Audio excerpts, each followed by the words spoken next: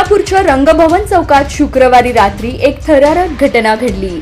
भरधाव वेगाने जात असलेल्या ऑल्टो कारला अचानक भीषण आग लागली। अवघ्या काही क्षणात आगीनं रौद्र रूप धारण केलं आणि कार ज्वाळांनी वेढली। हे दृश्य आपण राजनीती चॅनलच्या माध्यमातून पाहत आहात। गाडीत असलेल्या लोकांनी प्रसंगावधान राखत तात्काळ बाहेर उडी मारली आणि जीव वाचवला।